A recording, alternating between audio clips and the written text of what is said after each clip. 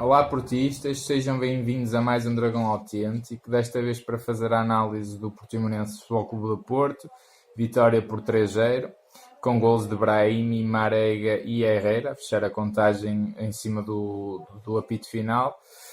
Mais uma vitória que de facto foi o fundamental e o bom que se retirou desta partida, mas um jogo muito fraquinho, muito mal jogado da nossa equipa e um resultado até bastante mentiroso e não espelha nada do que se passou em campo, na minha opinião.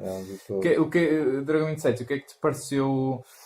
Por um lado a aposta neste 11, por um lado a estratégia do Porto. A aposta no 11 foi um 11 claramente de verticalidade, de um 11 ofensivo, uma equipa de ataque, não é? Portanto, a jogar o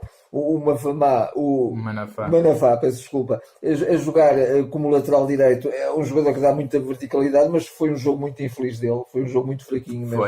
Foi, estava muito desinspirado. O Alex é o único elemento de defesa de esquerdo que temos, mas também está uns furos abaixo até pela lesão que sofreu. Ele ainda está ali em recuperação. Já em Liverpool claramente. Subiu isso. Os dois centrais, neste caso só os titulares, porque um que poderia ser titular, o Filipe, estava castigado, não poderia jogar. Sim. Depois o meio campo, praticamente o meio campo miolo, o meio campo é o Danilo e o Herrera.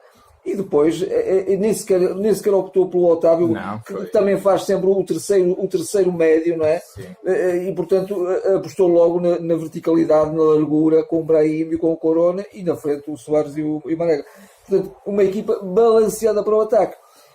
E o futebol, curiosamente não foi assim no jogo, não é? Não foi assim, até acabou por haver um domínio mais de posse por parte do Portimonense. No entanto, o Futebol Clube do Porto... O início do jogo é mais dividido. O início do jogo é mais dividido, mas particularmente depois do gol do Porto, o Porto quase que...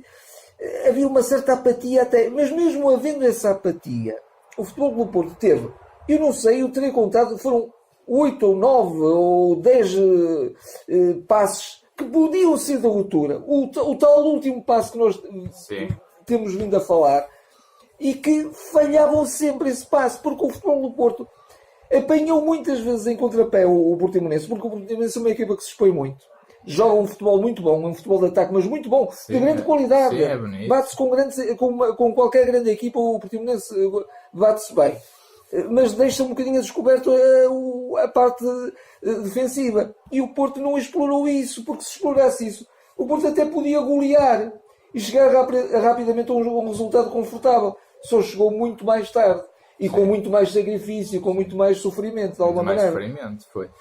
Lá está, acho que o Porto nunca esteve bem em jogo, na minha opinião. Não, uma atitude miserável. A não ser, digamos, a partir do segundo gol. Que aí descansou o próprio Portimonense também, desvalorizou, obviamente. E com a entrada do Bruno Costa isso também ajudou, mas pronto, era uma altura do jogo que já está o jogo morto. Acho que o Porto nunca esteve bem em campo, eu não me revejo neste Porto. Nem o Sérgio. Tu até referiste aquele gesto que ele fez durante o encontro. Ainda na primeira parte, que ele estava a dizer, tipo, estavam ali com um arzinho, parece que estão ali a passear e é o que os jogadores têm feito em alguns jogos e na globalidade da época. De facto, isto até lança um bocado uma discussão que até veio de uma frase do Sérgio Conceição esta semana, de onde ele dizia que isto está a ser uma época a Porto. Está pelo espírito, está pelos resultados, mas na minha opinião não está pela qualidade do jogo, sobretudo comparado com o ano passado, precisamente com o mesmo treinador e o mesmo plantel.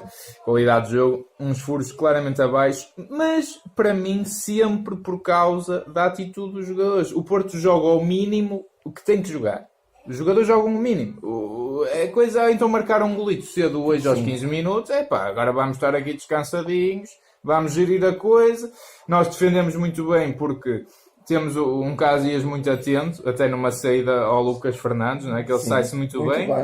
Pepe e Militão irrepreensíveis, portanto aquele bloco central muito coeso. E o Pepe fabuloso a jogar no lado direito. Mas ele até ao lado esquerdo ia também tirar bolas e o Militão também. Portanto, eles entreajudavam-se e quando não estava ia o outro, portanto, impecáveis, irrepreensíveis. Um excelente duplo. Dupla é cortar passos decisivos também para os avançados do Portimonense. E nas bolas por alto também. fizeram cortes in extremis de uma qualidade impressionante. Portanto, excetuando esses jogadores e o Marega, e já lá vamos ao Marega, não é? Que é aquele jogador que merece uma estátua já desde o ano passado e continua a fazer por isso. O resto a malta vai deixando andar. Depois, quando se querem ligar ao jogo, a coisa não sai, porque aquela atitude fica tão entranhada, por assim dizer, que depois a coisa custa. E o Brahim agarra-se muito à bola, a complicar jogo, o Corona a complicar jogo, o Manafá também, o Herrera também muito perro, o Danilo com bola também uma coisa horrível. Soares nem se viu em campo.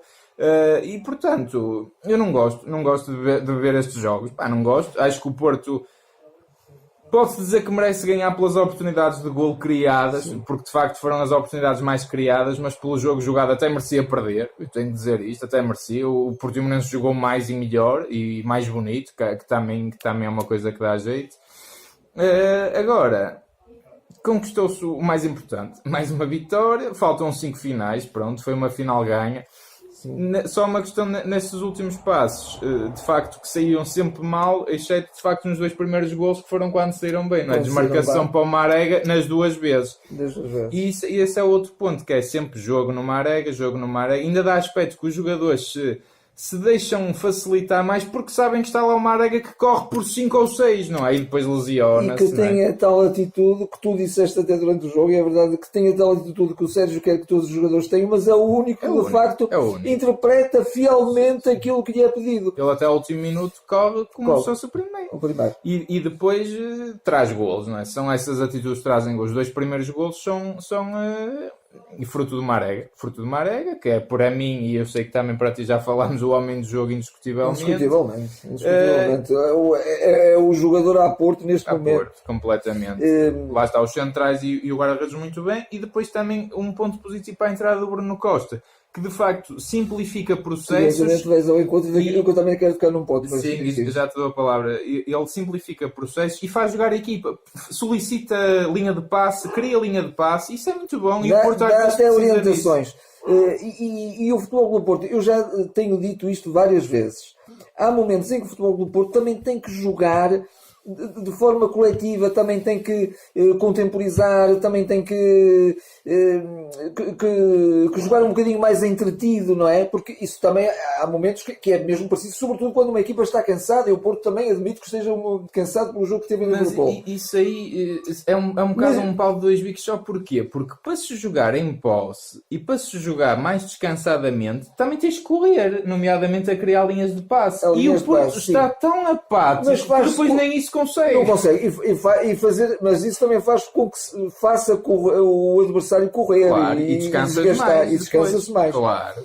E de facto, esse jogo, o Bruno Costa consegue induzir um bocadinho esse futebol. E o próprio Herrera também poderia induzir, o próprio Danilo também poderia induzir, o próprio Otávio também poderia induzir. Mas o Herrera e o Danilo estiveram bem, sobretudo a defender, mas a recorrer muito à falta, na minha opinião, mas depois em fluidez, em conduzir jogo, muito perros.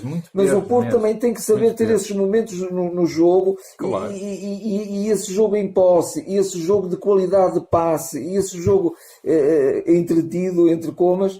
Acho que também é importante. Uma grande equipa também tem que saber jogar dessa forma, porque há momentos que é preciso mesmo isso. E o Porto tem que procurar isso. E depois também a questão, insisto nisto, no último passo. Eu não sei, foram 8, 9, 10 passos. Sobretudo na primeira parte. Que isolavam os jogadores. Houve alguns passos que até metia dó, o coitado do Marega que ia correr, mas era impossível apanhar aquelas bolas.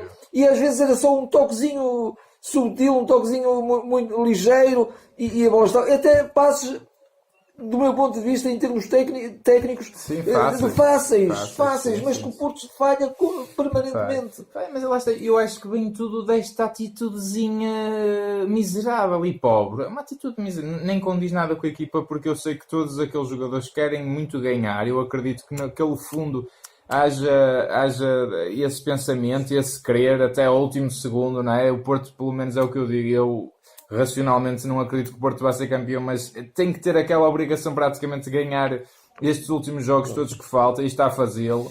Eu encontro mas depois na atitude de alguma maneira, facilitam. Agora também me ocorreu uma coisa que também poderá explicar um bocadinho isso. É que o Porto está... Também veio do jogo da Champions. Não vou dizer isso. Vou dizer outra coisa, que é o Futebol Clube do Porto, quando perdeu com o Benfica, ficou a 10 jogos do final com o peso da responsabilidade de ganhar obrigatoriamente esses 10 jogos. Claro. E, portanto, isto é um peso também grande. E, portanto, tem que ser. É uma montanha. O Porto tem que ultrapassar uma montanha. E, portanto, isso também cansa um bocadinho. Mas, mesmo assim, há momentos no jogo em que tornam difícil aquilo que é fácil, não é? Portanto, claro. Mas e aí, como o Sérgio diz, embora seja uma verdade do ser de lá para Alice, mas não deixa de ser verdade, que é cada jogo, encarar o próximo jogo é o jogo mais importante, e é esse que vamos jogar.